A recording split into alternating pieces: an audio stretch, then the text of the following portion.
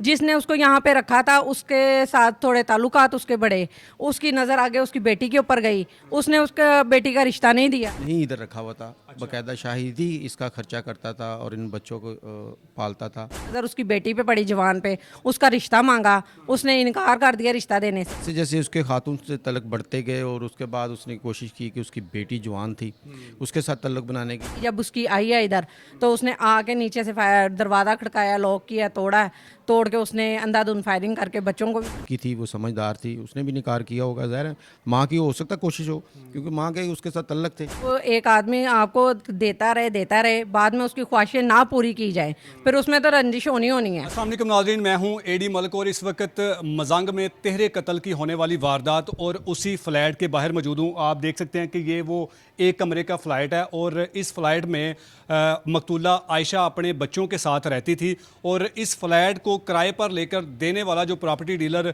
शाहद नामी, जो जिसने इन तीनों माँ बेटी को कत्ल करने के बाद खुद को गोली मार के अपनी ज़िंदगी का खात्मा किया, तो जब पुलिस की तरफ से पुलिस के अफसरान यहाँ पर आए तो उनसे जब हमने मौक़िफ़ लिया तो उनके मुताबिक उनका ये कहना है कि शाहद नामी प्रॉपर्टी डीलर के मकतूला की बेटी के साथ वो शादी करना चाहता था। जब मकतूला ने शादी से इनकार किया तो उसने उसी रंजिश को अपने दिल में बिठाया और फिर गुज़श्ता रात तकरीबन को 2:30 से 3 बजे वो इस जगह पर आकर इस दरवाज़े को तोड़ने की कोशिश की, क्योंकि मकतूला ने अंदर से लॉक किया हुआ था, और फिर उसने यहाँ से जो है वो इस दरवाज़े को तोड़ा और यहाँ से ही वो अंदर जो लवाहिकीन थे, जो फैमिली के अफराद थे, उनको गोलियों का निशाना बनाया। ये इस खातून के जो इस कमरे में रह रही थी अपने बच्चों के साथ, ये उनका सामान है, लेकिन ये हम आपको दिखा नहीं सकते। यहाँ पर खून ज़्यादा ये सारे कपड़े हैं और यहाँ पर जो एक खातून है उनसे हम बात करते हैं कि ये जो वाक़या हुआ है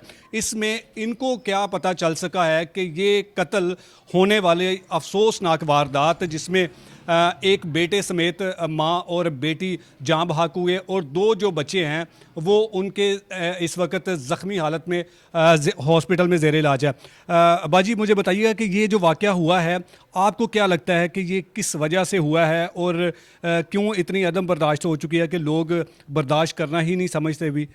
ये वाक़या जो उनसे हुआ है कि एक दफ़ा पहले भी हुआ था, एक औरत ने अपने 3 बच्चे कत्ल किए थे आशना के साथ मिलके। ये चीज़ जो उनसी है ना, ये पाकिस्तान के अंदर इस टाइम इन हुई है।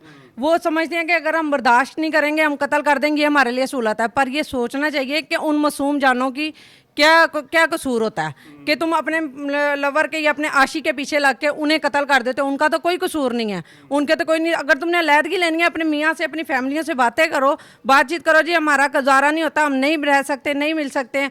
तो इस वाक़े में आपको क्या पता चल सका कि ये जो 3 लोगों का कत्ल हुआ है इसके पीछे क्या हकीकत है? इसके पीछे भी यही हकीकत है, वो बेचारी मजबूर थी, तलाकशुदा थी या फिर डिवाइस हो गया था उसका। बहरहाल वो यहाँ पे रह रही थी, जिसने उसको यहाँ पे रखा था उसके साथ थोड़े ताल्लुकात उसके बड़े, उसकी नज़र आगे उसकी बेटी के ऊपर गई, उसने उसका बेटी का रिश्ता नहीं दिया। जिसने कत्ल किया और ख़ुद को भी कत्ल किया है, शाहद नामी जो प्रॉपर्टी डीलर है, आप उसकी बात कर रहे हैं कि उसके मकतूला के साथ भी नाजायज़ ताल्लुकात थे? जी, सुनने में यही आया कि उसके साथ भी नाजायज़ ताल्लुकात थे और फिर उसकी नज़र उसकी बेटी पे पड़ी, जवान पे, उसका रिश्ता मांगा, उसने इनकार कर दिया रिश्ता देने से।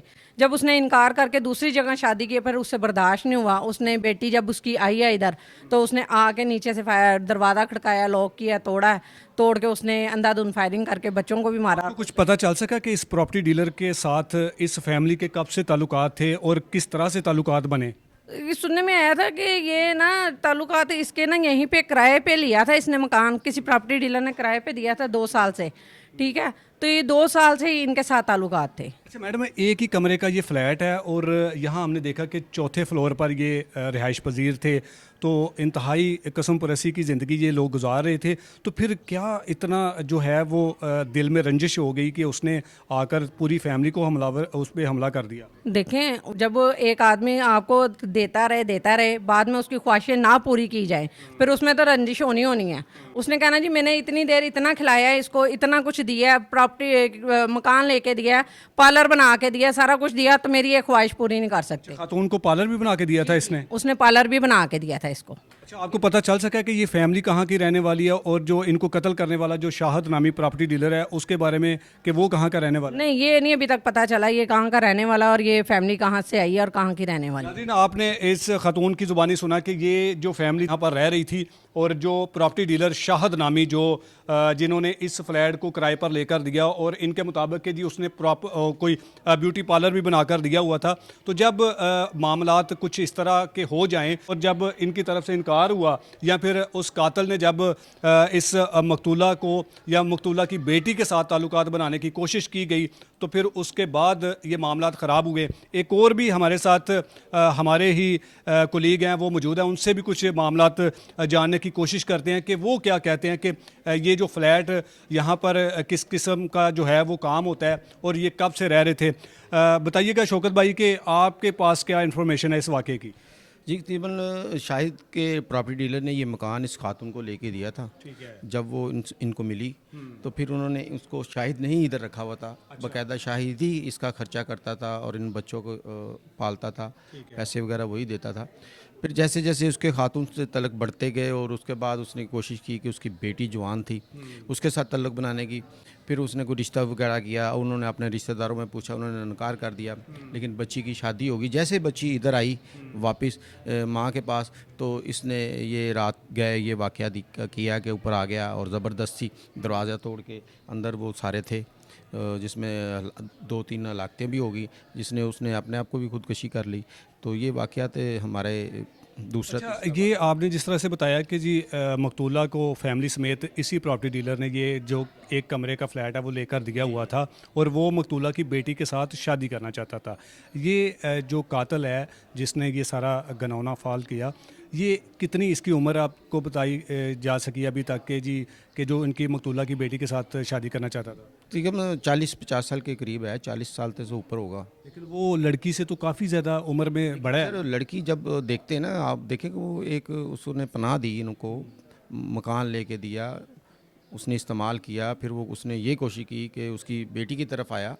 तो बस फिर इस तरह ये नहीं, वो लड़की थी, वो समझदार थी, उसने भी इनकार किया होगा। ज़ाहिर है माँ की हो सकता कोशिश हो, क्योंकि माँ के उसके साथ तल्लक थे, लेकिन वो नहीं समझ में आया, कोई रिश्तेदार में नहीं समझ में आया होगा, जो रिश्तेदारों से पूछा होगा। आप जानते हैं कि ये जो कातिल शाहिद है ये कहाँ का रहने वाला है? ये लाहौर का रैशी है, लाहौर का प्रॉपर्टी डीलर है। ये मकान ये मेरा ख्याल है उसी ने इनको लेके दिया था, जिससे बात आगे बढ़ती रही इनकी। उसने फिर इनको मारने के बाद अपने आप को क्यों ख़त्म किया? ज़ाहिर है कि वो मास्टरमाइंड था, वो ये सोच के आया था कि मैंने उसको ये पता भी था कि ये इधर इस वक्त सारा पूरा बैठा हुआ रिश्तेदारी जितनी भी है, बेटियां भी हैं, बच्चे भी हैं, तो मैं उनको सारों को मार दूंगा और अपने आप को भी ख़त्म कर लूँगा। ज़ाहिर तो है इसी चीज़ का गुस्सा था कि लड़की की शादी किसी और के साथ कर। बिल्कुल इसी चीज़ का गुस्सा था।